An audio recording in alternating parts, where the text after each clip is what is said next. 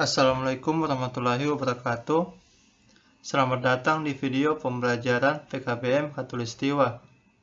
Kali ini kita akan mempelajari pelajaran sosiologi modul 9 unit 2, mengelola gejolak. Manajemen konflik. Cara penyelesaian konflik. Beberapa cara yang dilakukan oleh individu untuk menyelesaikan konflik, diantaranya 1. Bersikap acuh tak acuh. Sikap ini menunjukkan bahwa tidak ada upaya yang dilakukan secara langsung untuk menghadapi sebuah konflik. Dalam keadaan ini, konflik dibiarkan berjalan dengan sendirinya, baik ke arah konflik konstruktif maupun destruktif. Kedua, menekannya.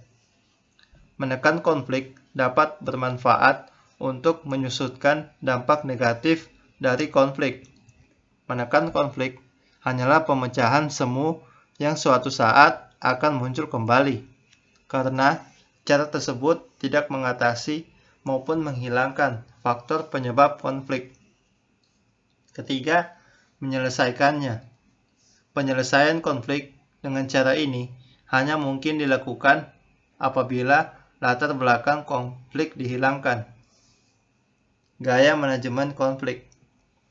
Gaya pendekatan seseorang atau sekelompok orang dalam menghadapi situasi konflik dapat dilaksanakan sehubungan dengan tekanan relatif, antara lain cooperativeness, yaitu keinginan untuk memenuhi kebutuhan dan minat individu atau kelompok lain.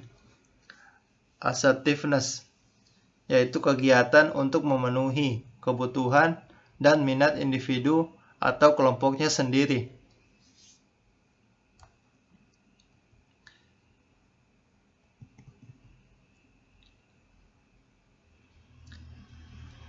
Tindakan menghindari, tidak kooperatif dan tidak apatis, menarik diri dari situasi yang berkembang atau bersikap netral dalam segala macam cuaca. Kompetisi, komando otoratif, bersikap tidak kooperatif, tetapi tidak apatis, bekerja dengan cara menentang keinginan pihak lain, berjuang untuk mendominasi dalam situasi menang atau kalah, dan atau memaksakan segala sesuatu agar sesuai dengan kesimpulan tertentu dengan menggunakan kekuasaan yang ada. Akomodasi atau meratakan, bersikap kooperatif tetapi asertif, membiarkan keinginan pihak lain menonjol, meratakan perbedaan guna mempertahankan harmoni yang diusahakan secara buatan. Kompromis, bersikap cukup kooperatif dan juga asertif dalam intensitas yang cukup, bekerja menuju ke arah pemuasan pihak-pihak yang berkepentingan, mengupayakan tawar-menawar untuk mencapai pemecahan yang dapat diterima kedua belah pihak, meskipun tidak sampai pada tingkat optimal. Tak seorang pun merasa bahwa yang bersangkutan menang atau kalah secara mutlak. Kolaborasi atau kerjasama, bersikap kooperatif namun asertif, berusaha untuk mencapai kepuasan bagi pihak-pihak yang berkepentingan dengan jalan bekerja atau perbedaan yang ada, mencari dan memecahkan masalah hingga setiap individu atau kelompok mencapai keuntungan masing-masing sesuai dengan harapannya. Hasil manajemen konflik. Dari gaya manajemen konflik, kemungkinan hasil yang didapat yaitu 1. Konflik kala-kala.